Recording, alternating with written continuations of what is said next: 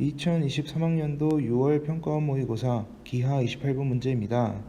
좌표 평면에서 직선 y는 2x 빼기 3위를 움직이는 점 P가 있다. AB라는 점에 대해서 선분 PA 빼기 선분 PA의 값이 최대가 되도록 하는 P의 좌표가 3,3일 때 C의 값을 구하여라 라고 되어 있죠. 자, 결론만 말씀드리면은 이 문제에서 이 P의 위치는 우리가 쌍곡선을 정의를 할 수가 있죠. 쌍곡선 a제곱분의 x제곱 빼기 b제곱분의 y제곱은 1이라 할 때, 즉 이 쌍곡선의 초점을 C라고 합시다. A, B가 이제 이 쌍곡선의 두 초점이에요. 그래서 a제곱 플러스 b제곱은 c제곱을 만족을 하겠죠. 이때 이 P가 이 3,3이라는 점이 이 쌍곡선의 접점이 될 때 이 PB 빼기 PA 값이 최대가 된다는 걸 알 수가 있어요. 자, 이게 가장 핵심이 되는 내용인데, 이 이유를 좀 설명을 드리면은 아래 그림을 함께 보도록 할게요. 자, 이 그림은 이제 쌍곡선 a제곱분의 x제곱 빼기 b제곱분의 y제곱은 1을 그려놓은 거고, 자, y는 2x 빼기 3이라는 직선을 함께 그려놨어요. 자, 그러면은 이때 이 그림에서 우리는 두 시계값을 비교를 할 텐데, 선분 QA 빼기 QB의 값과 선분 PA 빼기 PB의 값을 한번 비교를 해볼 거예요. 자, 그런데 이 그림에서 이제 QA 빼기 QB와 PA 빼기 PB가 누가 큰지 모르니까 우리가 대소 비교를 할 때는 이제 두 값의 차를 비교를 해서 이 값이 양수인지 음수인지에 따라서 누가 큰지 비교를 할 수가 있겠죠.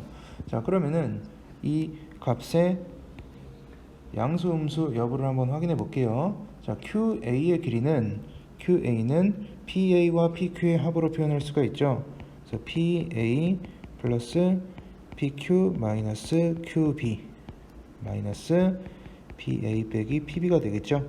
자, 이 식을 계산을 하면은 PA는 지워지고 남는 게 이제 PQ 빼기 QB 플러스 PB가 남습니다. 자, 그럼 여러분 요 삼각형을 잘 살펴보면은 이제 우리가 삼각형의 결정 조건을 다 배웠죠.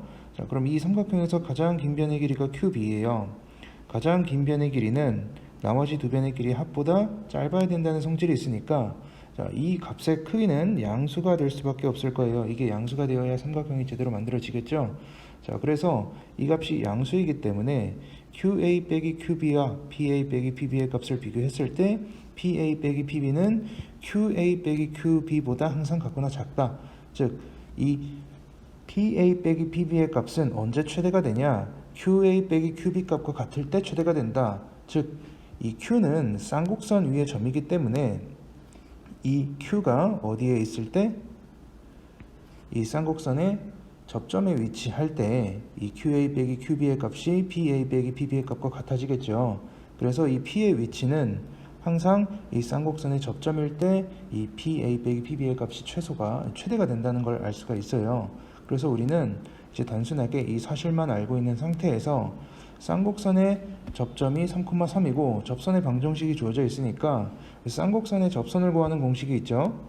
a제곱분의 3x 빼기 b제곱분의 3y는 1. 자, 이 식을 잘 정리를 하면은 우리가 이제 y는 a제곱분의 x제곱, a제곱분의 x제곱이 아니고 a제곱분의 b제곱 x 빼기 3분의 b제곱이라고 이제 표준형으로 정리를 할 수가 있어요. 자, 그러면은 이 식과 접선의 방정식 2x 빼기 3이 일치해야 되기 때문에, 자, 그러면은 이제 기수를 비교를 해주면 되겠죠.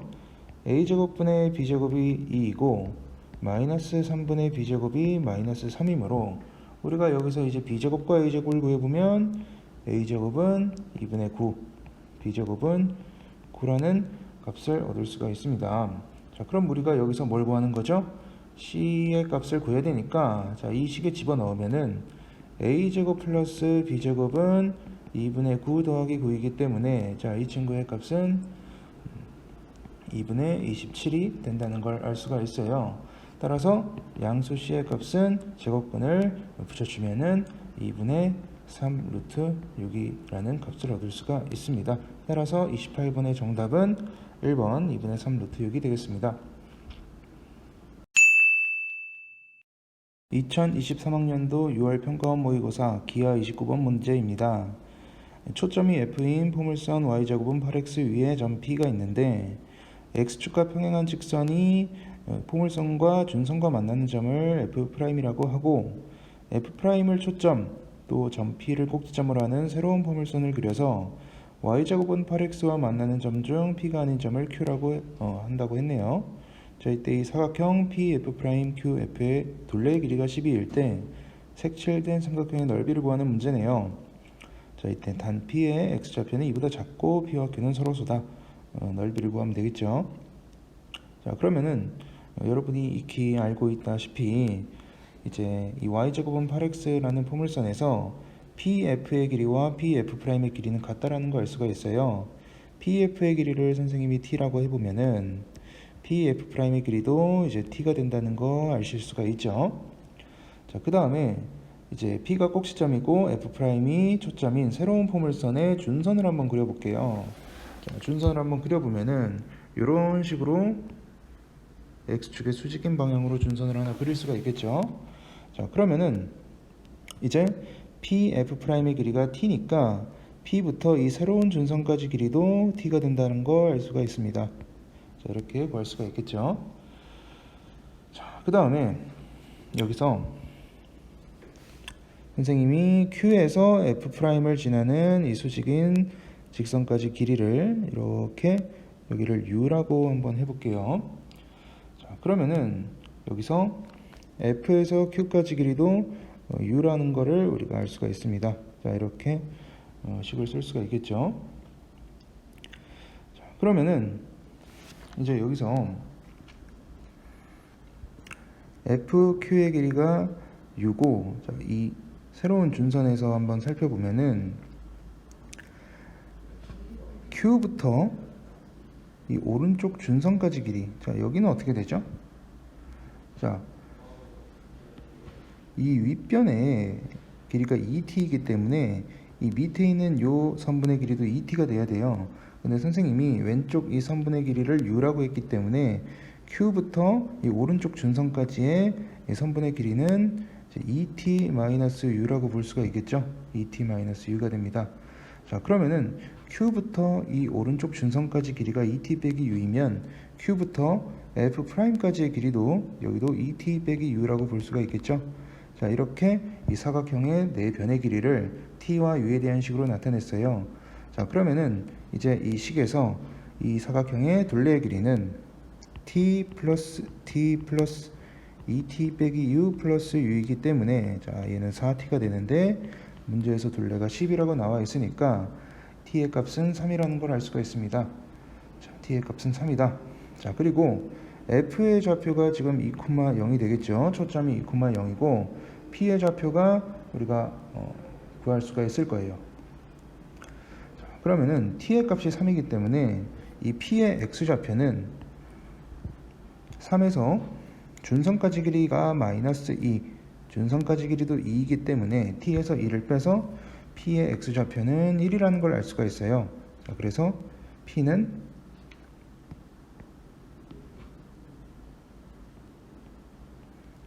1, 어디를 지나죠? x에 1을 대입하면 y제곱은 8이기 때문에 8에서 1사분면에 있는 p의 점에 이제 y좌표는 2루트라는 걸 알 수가 있죠. 자, 이렇게 됩니다. 자, p의 좌표를 구했고, 자, 이제 우리가 두 번째로 구해야 되는 거는 이 두 번째 포물선의 식을 구해야 돼요. 자, 두 번째 포물선은 이제 꼭지점과 이 준선까지 거리가 t의 값 3이기 때문에 자, y제곱은 마이너스 12x를 x축 방향으로 1만큼 y축 방향으로 2루트 2만큼 평행 이동한 식이 될 거예요. 그래서 평행 이동이니까 y 대신에 y 빼기 2루트 2 제곱은 마이너스 12에 x 빼기 1 이렇게 쓰실 수가 있습니다. 자, 그럼 우리가 이 식을 구했으니까 y제곱은 8x라는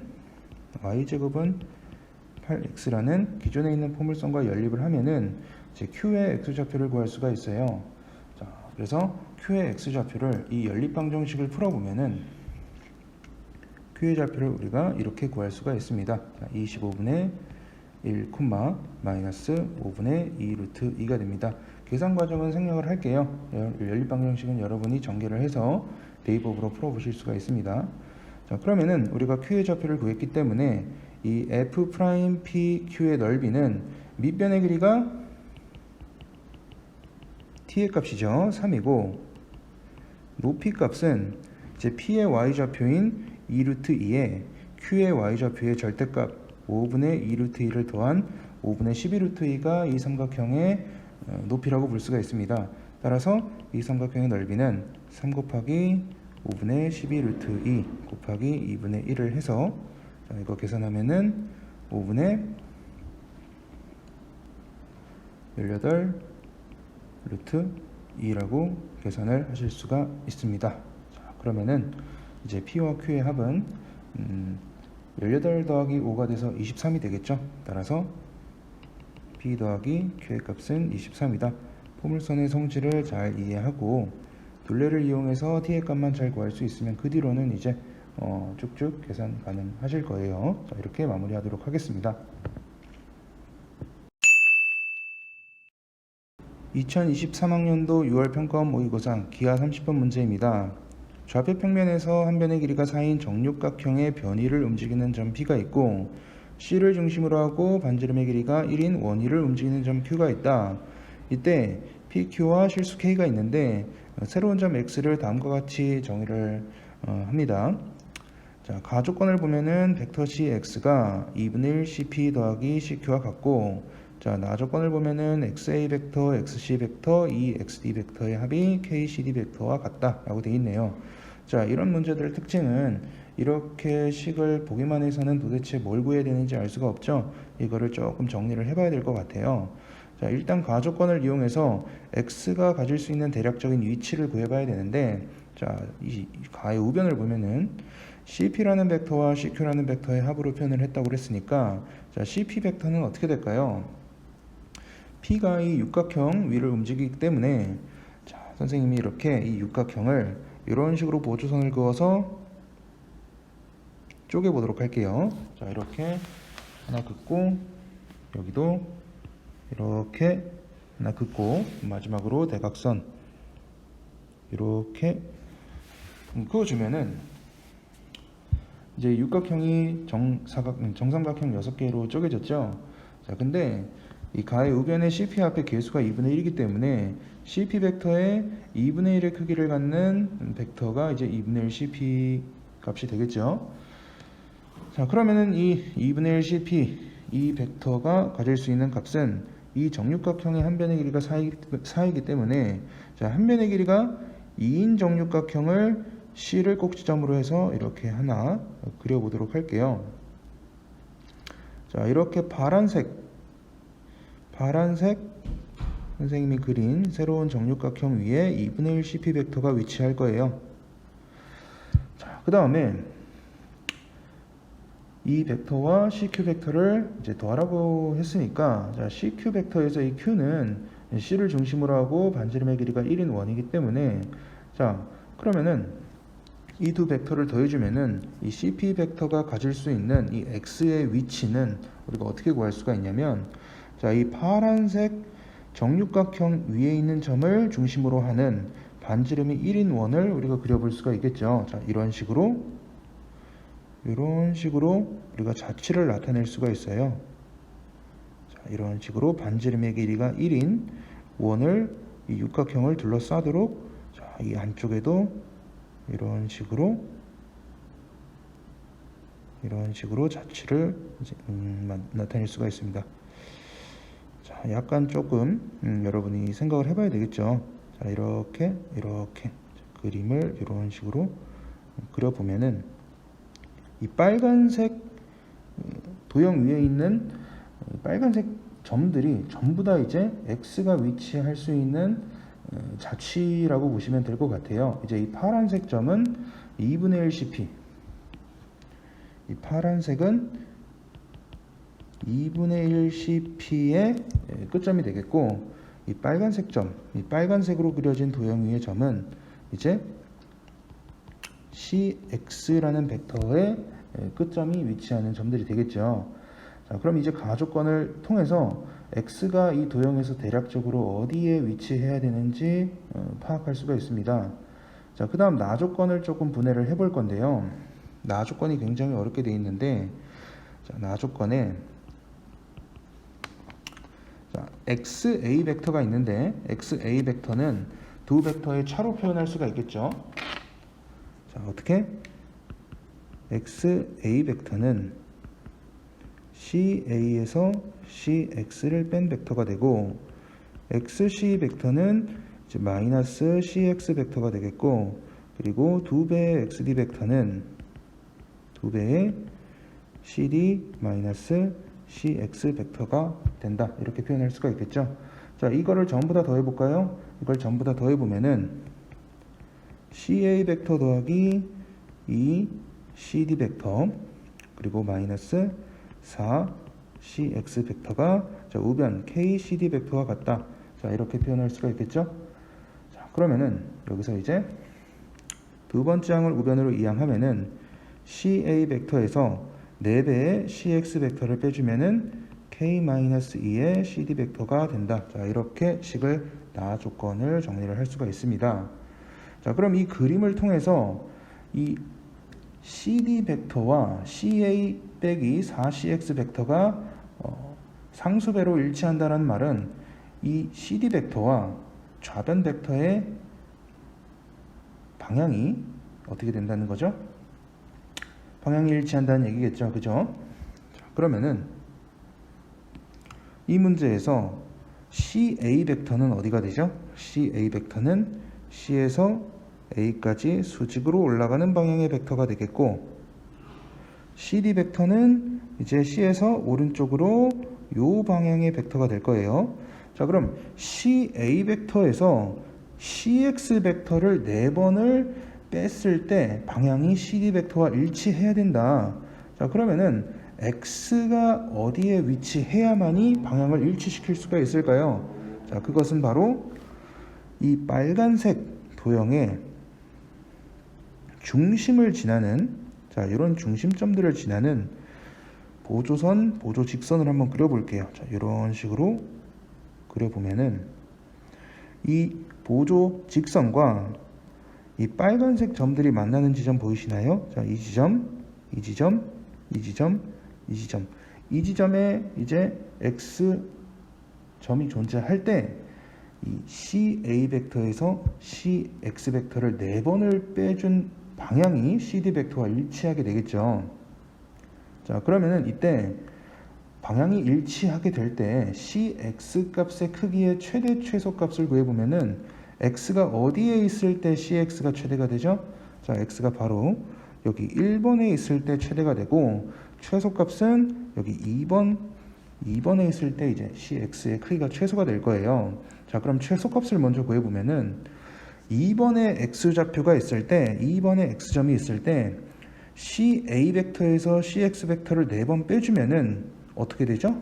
좌변이 2번을 먼저 구해보면은 CA에서 4배의 CX 벡터를 빼주면은 자, 이 친구는 0이 될 거예요. 제자리로 돌아오죠. 자, 그러면은 0은 K 빼기 2의 CD 벡터와 같으므로